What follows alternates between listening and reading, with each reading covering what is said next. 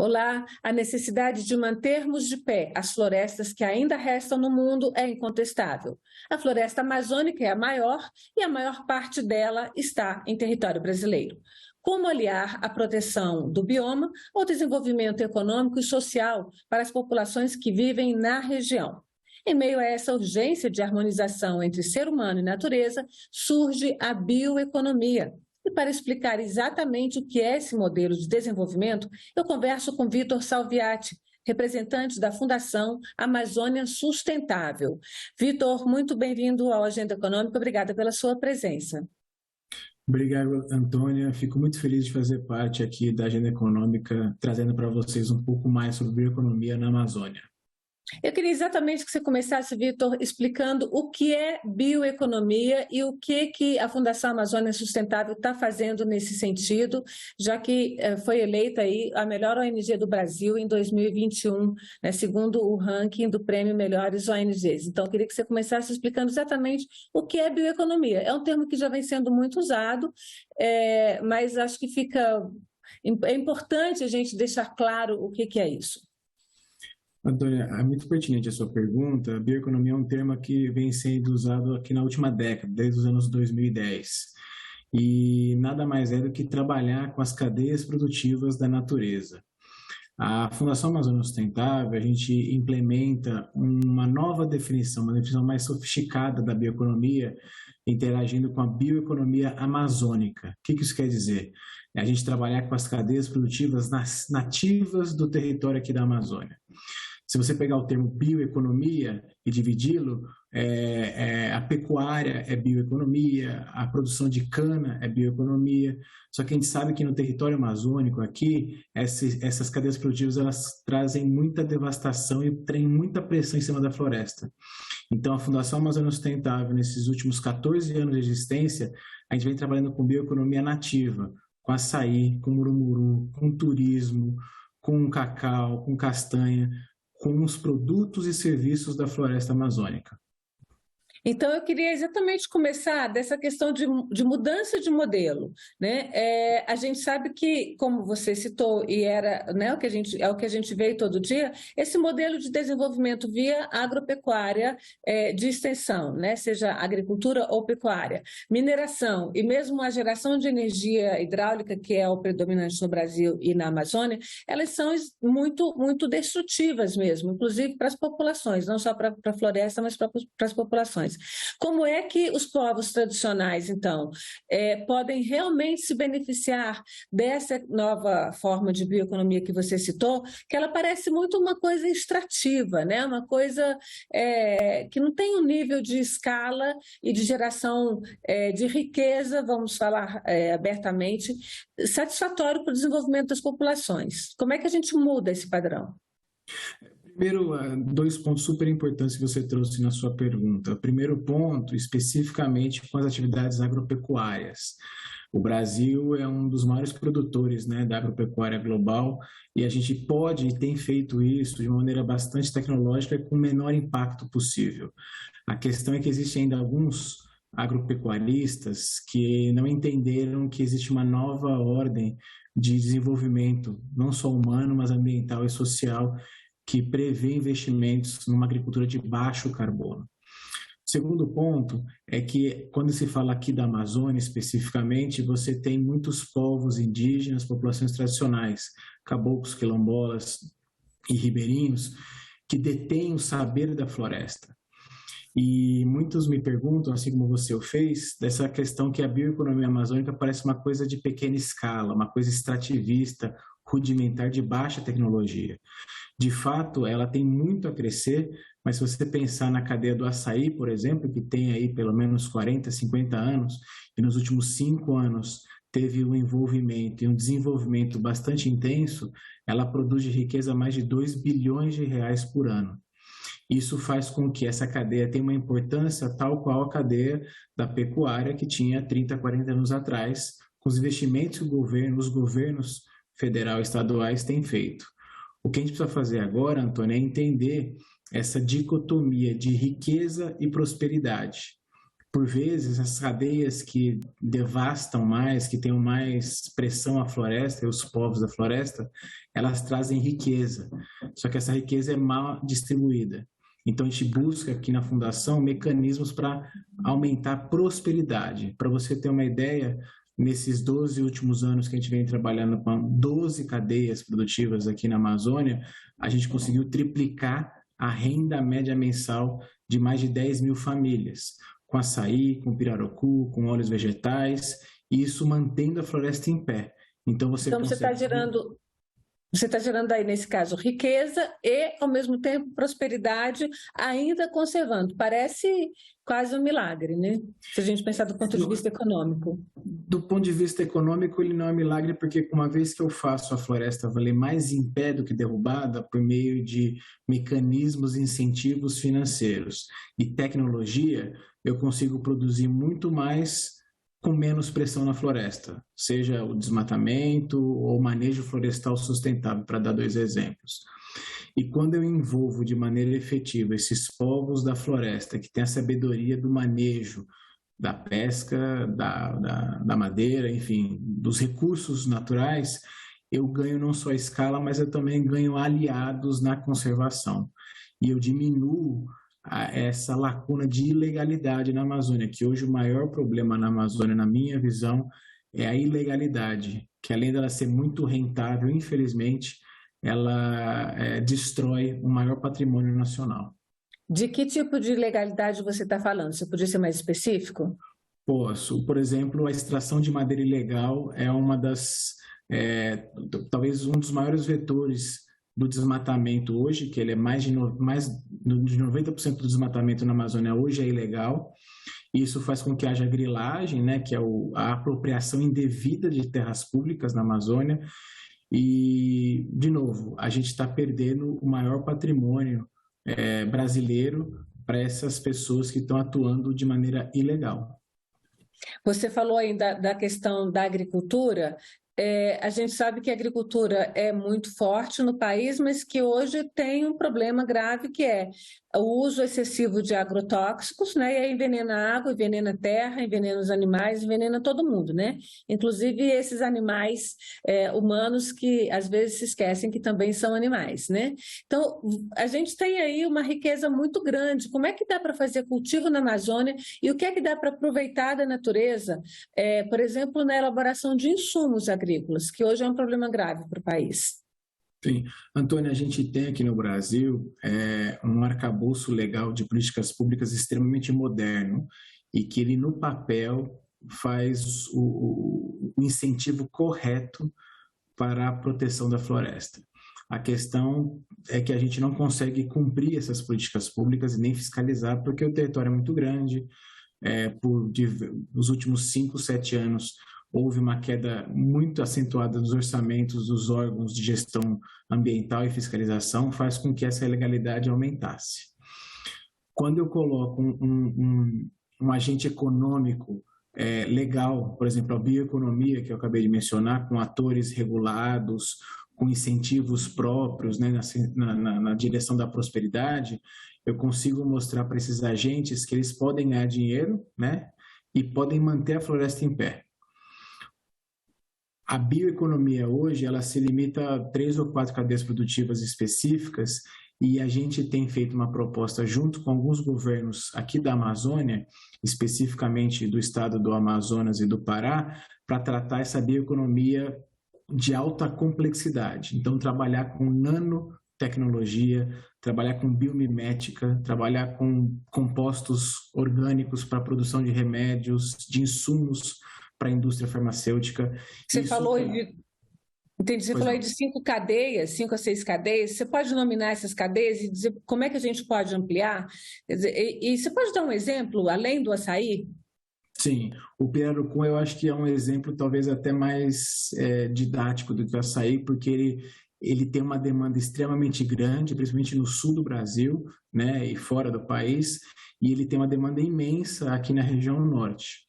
Para você ter uma ideia, o manejo do açaí ele é regulamentado pelos órgãos de fiscalização federal, o ICMBio e o IBAMA, juntamente com as populações que manejam o açaí. ou desculpa, o pirarucu, perdão.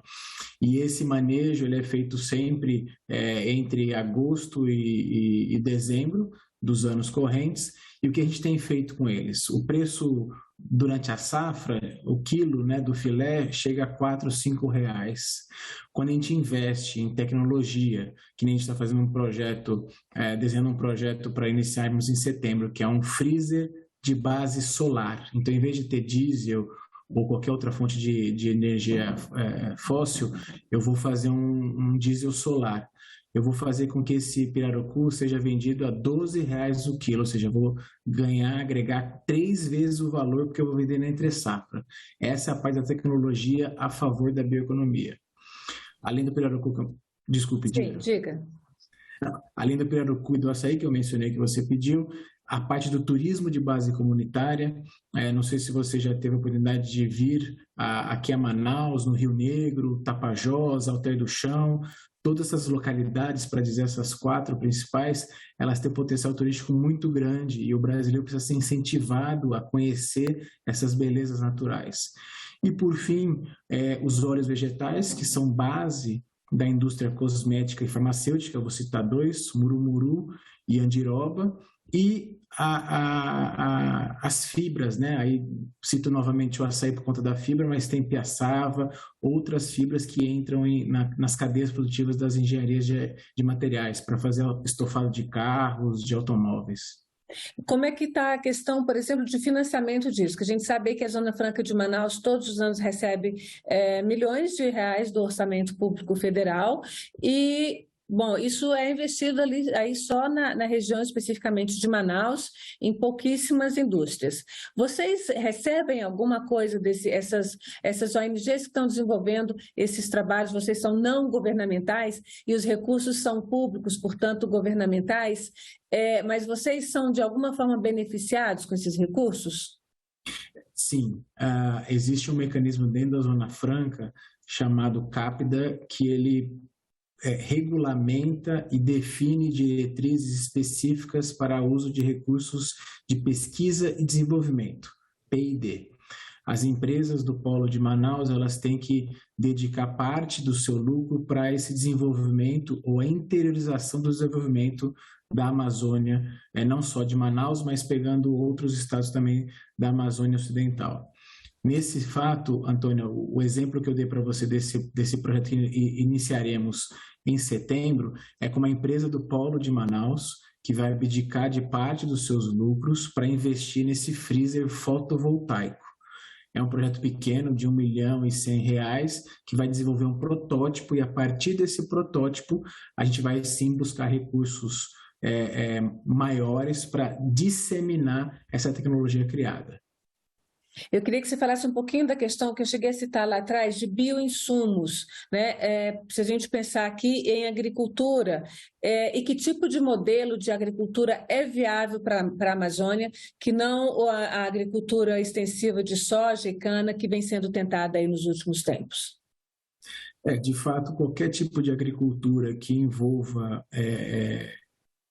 coisas não nativas da Amazônia, como você bem citou, a soja e a cana, elas não serão prósperas. Elas podem gerar riqueza no curto prazo, mas elas terão que ter investimento grande na recuperação de solos e principalmente realocação de populações. Quando a gente fala de insumos para a agricultura, o maior insumo hoje que a Amazônia provê para a agricultura brasileira é a água. Não sei se você já ouviu falar da hipótese, que hoje é tese, dos rios voadores. Sim, a gente já... A TV Senado até fez o Eco Senado, só para fazer uma propaganda aqui dos nossos programas. O Eco Senado, que é um programa de ecologia excelente, feito pelo César Mendes e a Ana Evelyn, eles fizeram um belíssimo programa que se chama exatamente Rios Voadores, mostrando aí a importância da Amazônia para a chuva no território brasileiro como um todo, né? Exato, então aqueles nossos, as pessoas estão vendo agora que não viram esse programa, recomendo fortemente assisti-lo, porque hoje a Amazônia pulsa água para o centro-sul do Brasil, levando e melhorando a irrigação desse celeiro, não só pecuarista, mas também da agricultura. Outros insumos, né, a gente aprende muito com os povos indígenas, Antônia, relacionado ao manejo desse solo. A gente acha que só colocar agrotóxico ou qualquer outro tipo de defensivo agrícola vai resolver, mas dependendo da cultura, né, do tipo do que você vai plantar, você precisa fazer uma correção de solo nos próximos 5 ou 7 anos, isso custa muito dinheiro. A empresa brasileira de agricultura, a Embrapa, ela desenvolve muitas tecnologias para isso, mas mesmo assim é muito custoso para aquele agricultor médio ou pequeno. Então ele tem que fazer rotação. Nessa rotação, ou seja, ele tem que abrir uma nova área, desmatar uma área que já está um pouco mais consolidada, e isso pode causar um desmatamento que não seja necessário. Nesse sentido, você tem que vir com tecnologia para ele fazer uma rotação mais curta, para ele ter mais efetividade na produção daquela cultura que ele está plantando. Isso só vem com o apoio das universidades, dos centros de pesquisas, que o Brasil é referência na área da agricultura. Vocês são, quer dizer, a FAS, né, a Fundação Amazônia Sustentável, coordena aí um hub de bioeconomia na região. Eu queria que você explicasse exatamente o que é um hub de bioeconomia. Perfeito. A Fundação Amazônia Sustentável, ela foi criada em 2008. Hoje nós somos não só a melhor, mas também a maior organização da sociedade civil baseada aqui na Amazônia. E a gente trabalha muito com alianças e redes. Essa especificamente, essa rede ou hub de bioeconomia verde inclusiva para a Amazônia, ela busca aliar diversos atores públicos, privados, nacionais e internacionais, para fomentar a discussão da bioeconomia na Amazônia, não somente na Amazônia brasileira, Antônia, mas na Amazônia, nos 9 países da Amazônia continental, e principalmente fomentar melhorias e incentivos para as políticas públicas. Para se trabalhar num território desse tamanho, Antônia, não vai ser uma empresa ou uma organização da sociedade civil que vai conseguir lidar com os desafios. Tem que ser uma tese e tem que ter vários programas de Estado para que a gente faça, de fato, mudar a curva de destruição para uma curva de prosperidade no território. Você falou aí da necessidade da participação do Estado e você falou também que o Brasil tem um dos melhores arcabouços legais, ou seja, um sistema de leis de proteção da floresta e dos povos nativos, dos povos originários.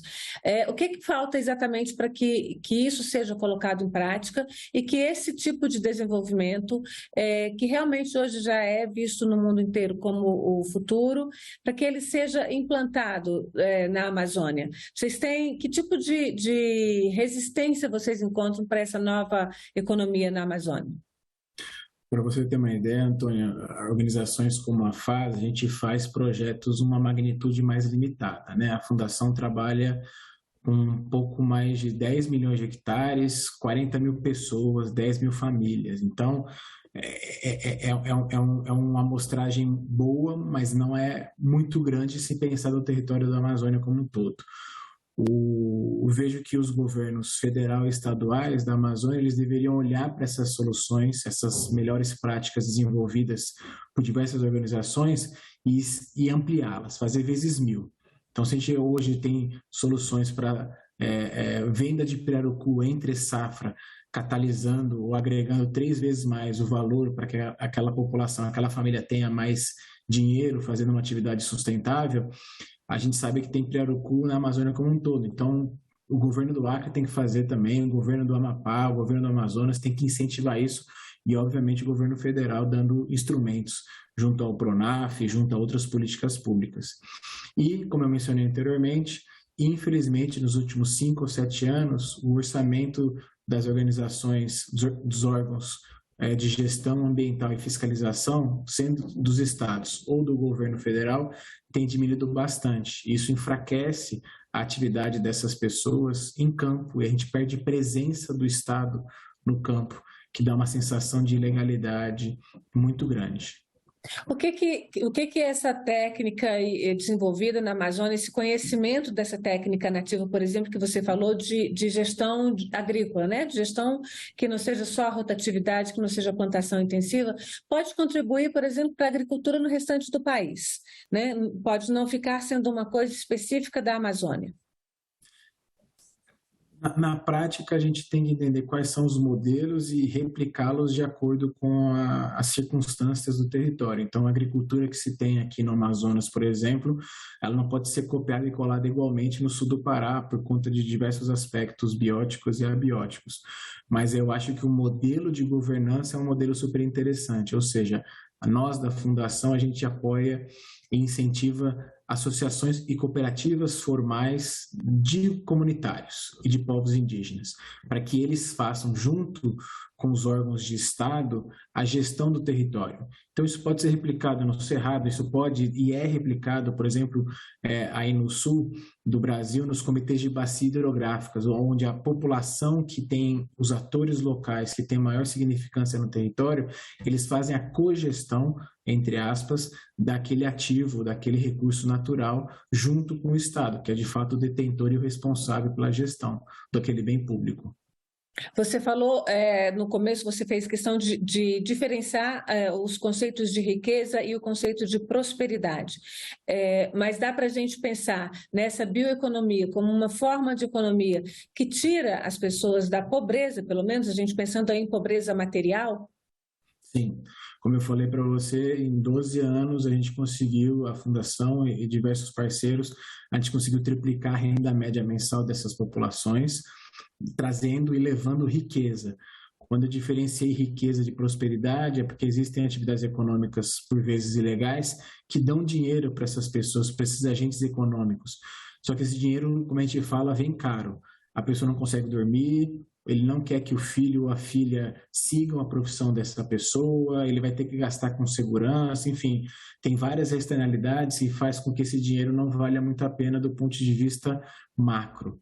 A prosperidade não, a pessoa pode ter menor poder aquisitivo, mas ele tem um ambiente saudável, ele tem educação, ele tem perspectivas, ele tem proteção de direitos, então aí envolve-se prosperidade. Qual é o caminho, então, para esse desenvolvimento hoje, né? Para a gente pensar, para esse desenvolvimento da Amazônia seguir mesmo esse caminho de prosperidade? Se a gente tivesse que fazer um programa, por exemplo, pensando na Amazônia 2030 ou 2050, como se discutiu na COP26, qual seria o caminho aí, esse passo a passo para a Amazônia chegar nesse nível de prosperidade e preservação da natureza? Antônio, eu vejo 4 passos principais, né? E, obviamente, cada um deles tem um nível de maturidade e de intensidade de acordo com o prazo de 2050. Primeiro, educação. A gente, como brasileiro, tem que investir mais em educação, tem que dar mais oportunidade de educação e capacitação a todos. E quando eu falo educação, não somente educação formal, mas educação em capacitação, educação empreendedora. O segundo ponto é a gente praticar, como eu mencionei, o arcabouço legal que nós já temos posto. A política florestal brasileira, conhecida como Código Florestal, ele tem diversos mecanismos super importantes e interessantes que precisam ser de fato implementados pelo governo federal e pelos governos estaduais. E a gente não consegue fazer isso por diversos motivos. Então a gente precisa tirar muitas das coisas boas que temos no papel. A terceira coisa é, de fato, um pacto nacional para o desenvolvimento da Amazônia. Hoje, eu não vejo que a gente tenha um plano nacional para o desenvolvimento da Amazônia.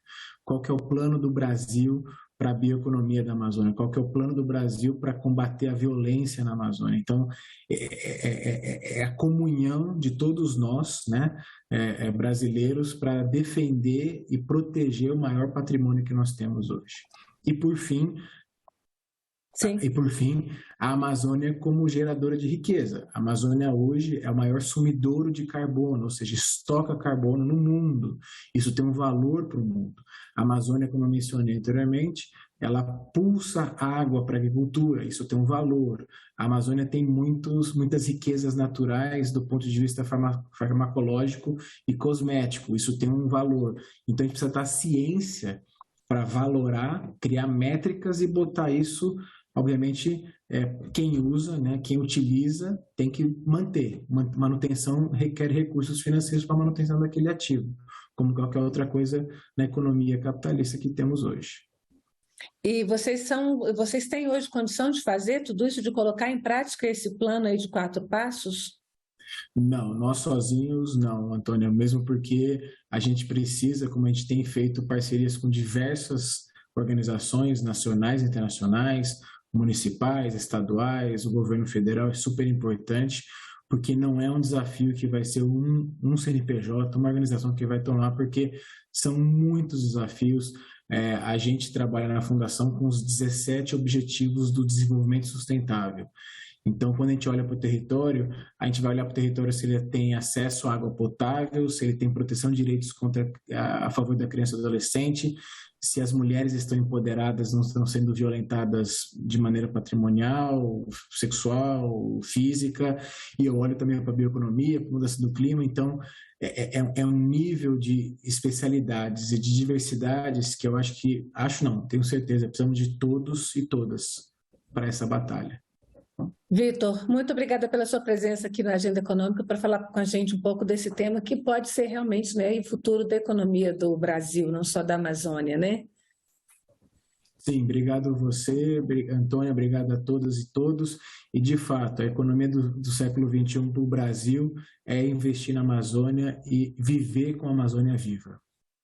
Bom, e eu agradeço também a você, telespectador, que assiste o programa na TV Senado, ao internauta que nos acompanha aí no site da TV, senado.leg.br/TV, e quem nos assiste também no canal do YouTube, youtube.com/TV Senado.